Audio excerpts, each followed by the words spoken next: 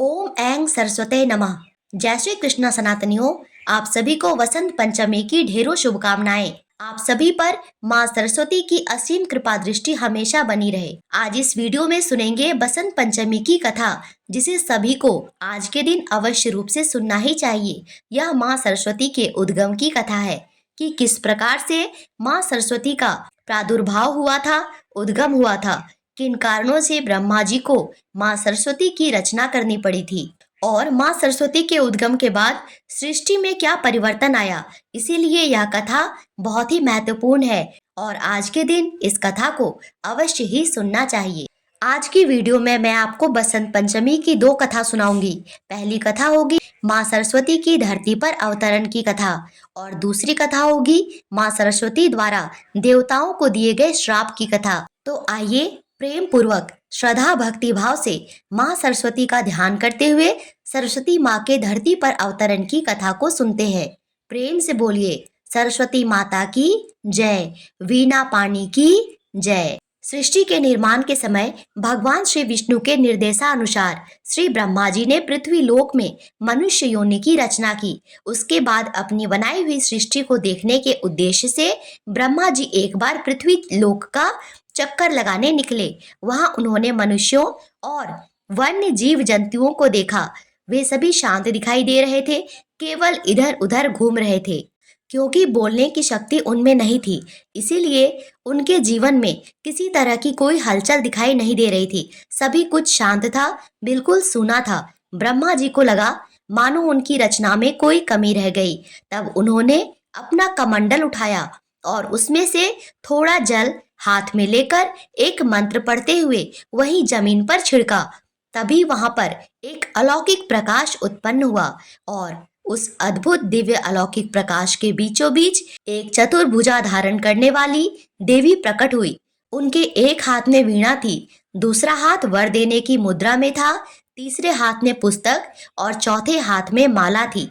देवी ने अपने जन्मदाता श्री ब्रह्मा जी को प्रणाम किया और वही ब्रह्मा जी की मानस पुत्री सरस्वती जी कहलाई।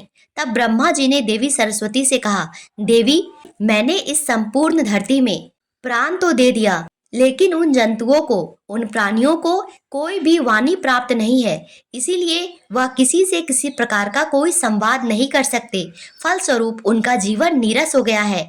आपको अपनी वीणा के साथ इस संसार को वाक शक्ति प्रदान करनी है, उन्हें स्वर देना है, ताकि वह आपस में अपने विचारों का आदान प्रदान कर सके, ताकि उन्हें एक दूसरे को समझने में आसानी हो सके। पुत्री होने के नाते ब्रह्मा जी की आज्ञा का पालन करना देवी सरस्वती जी का परम कर्तव्य था। फिर उन्होंने अपनी वीणा के तारों को हल्के से छेड़ा। उससे जो मधुर ध्वनि उत्पन्न हुई तो सभी मानव जाति और समस्त जीव जंतुओं को मानो मनवांचित वरदान ही मिल गया हो। सभी जीव बोलने लगे। वीणा के स्वर ने उन्हें मुखर बना दिया। यहाँ तक कि झरने, नदियां आदि कलकल आवाज कर यहाँ तक कि नदियां, झरने आदि कलकल आवाज करके बहने लगे। हवाएं भी सरसराने लगी। अब वातावरण में चारों तरफ मानो मधुर संगीत गूंज उठा हो।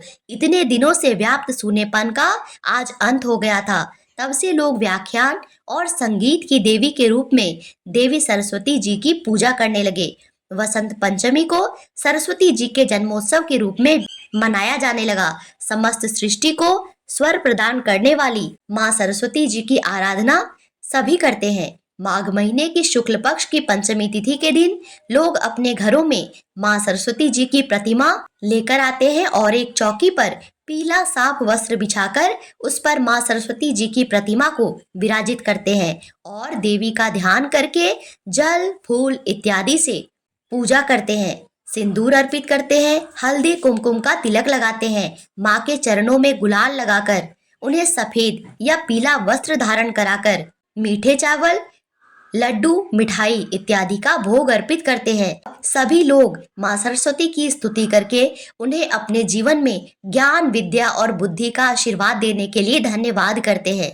प्रेम से बोलिए हंस वाहिनी की जय, माँ शारदे की जय। अब सुनते हैं माँ सरस्वती और उनके द्वारा देवताओं को श्राप देने की एक पौराणिक कथा। पौराणिक कथा के अनुसार एक बार देवताओं और असुरों के बीच भयंकर युद्ध प्रारंभ हो गया। असुरों के राजा वृतासुर ने अपनी शक्ति से देवताओं को पराजित कर दिया और स्वर्ग पर अधिकार कर लिया। सभी देवता भयभीत होके भगवान विष्णु के पास पहुंचे और उनसे इस संकट से उबरने का उपाय पूछा। भगवान विष्णु ने बताया कि वृतासुर को हराने के लिए एक विशेष दिव्य अस्त्र की आवश्यकता होगी, जिसे महर्षि दधीचि की हड्डियों से ही बनाया जा सकता है। लेकिन यह केवल तभी संभव होगा जब महर्षि दधीचि स्वयं अपनी देह त्याग दे। सभी देवताओं ने मिलकर महर्षि दधीचि के पास जाने की योजना बनाई और वे सभी महर्षि दधीचि के पास जाकर उनसे प्रार्थना करने लगे।